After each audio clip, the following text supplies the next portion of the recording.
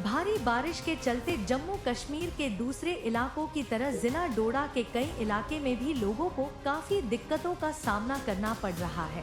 लगातार हो रही मूसलाधार बारिश के कारण जमीन धंसने लगी, जिससे इलाके में खतरनाक स्थिति उत्पन्न हो गई है। स्थानीय लोगों ने बताया कि पिछले कुछ घंटों से लगातार बारिश के बाद पहाड़ी क्षेत्रों में मृदा सतह अस्थिर हो गई है।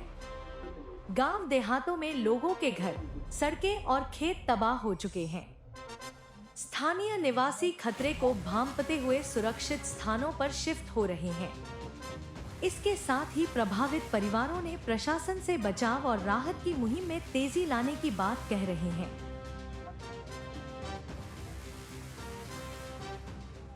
सामान जो घर में जितना भी था 2-3 स्टोरेज में, वो यहाँ से शिफ्ट कर लिया और हम यहाँ से खुद भी शिफ्ट होके किसी दूसरे के घर में जो है वो रिजाइड कर रहे हैं। तो हमारे बाल बच्चे जो हैं, कभी किसी के घर में कोई रह रहा है, कभी कहाँ रह रहा है, उनकी जो पढ़ाई है उस पर असर पड़ रहा है।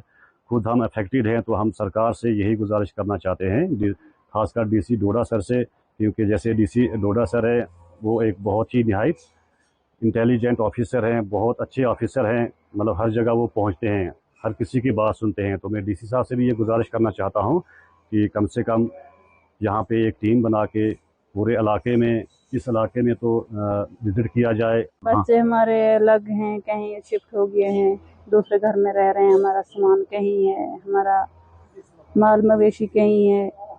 हमें घास वगैरह भी वही देते हैं, हमें हिम्मत ही नहीं आ रही कि हम काम करेंगे, हम जिएंगे या हम कुछ काम करेंगे या हम खड़े हो पाएंगे। ऐसा कुछ भी हमारे लिए अभी मुमकिन नहीं है कि हम जी सकते हैं।